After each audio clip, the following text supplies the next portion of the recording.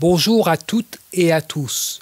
En décembre 2023, la Commission européenne a enfin proposé un texte révisant le règlement européen protégeant les animaux en cours de transport.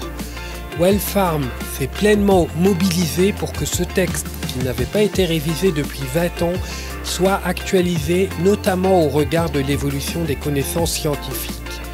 Nos enquêtes inédites et de terrain ont fini par convaincre le législateur européen de l'urgence de mieux protéger les animaux transportés. En 2023, nous avons remis au ministre de l'Agriculture une pétition ayant recueilli plus de 70 000 signatures appelant à la fin des longs transports d'animaux. Nous avons organisé un happening devant l'Assemblée nationale, rencontré de nombreux députés et nous avons été particulièrement présents dans les médias sur le sujet des transports d'animaux. Merci à vous, car sans votre soutien, nous n'aurions pas pu développer toutes ces actions et faire entendre la voix des animaux auprès des institutions nationales et européennes. Je vous invite à passer en revue d'autres temps forts de Wellfarm de l'année 2023. Cette année, nous avons rencontré l'essentiel de la grande distribution française et des professionnels de l'agroalimentaire afin de les sensibiliser à la protection des poissons d'élevage. En particulier, les conditions d'abattage des truites, saumons, bars et dorades méritent d'être améliorées pour réduire les souffrances de ces animaux qui sont aussi des êtres sensibles. Les pratiques doivent évoluer et suivre l'état des connaissances scientifiques. Cette année encore, nous avons actualisé le Castra-Score, notre barème d'évaluation de l'engagement des marques et enseignes contre la castration chirurgicale des porcelets. Bonne nouvelle, de plus en plus d'acteurs s'investissent ou s'investissent mieux dans l'arrêt de cette pratique aussi inutile que douloureuse pour les porcelets.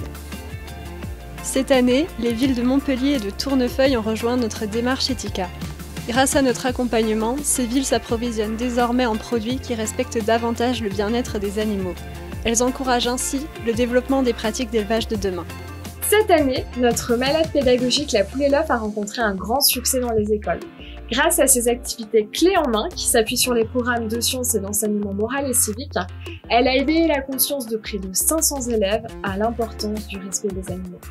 En avril dernier, nous vous avons accueillis à la Hardonnerie lors d'une journée réservée à nos donateurs et à nos sympathisants. Vous avez été presque une centaine à nous rendre visite, à échanger avec nous et à rencontrer nos animaux rescapés au sein de notre refuge éducatif. Merci à vous pour ce moment de convivialité partagée autour de nos valeurs communes envers les animaux.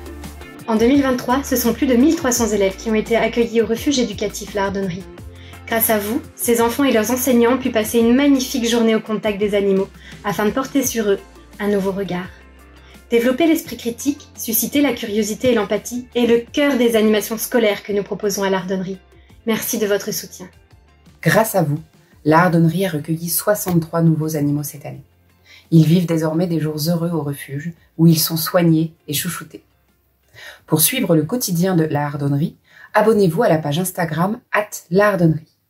Et pour toutes les actualités de l'association et du refuge, rendez-vous en 2024 sur wellfarm.fr et lahardonnerie.fr. Votre soutien fait la différence. Merci et bon réveillon à toutes et à tous.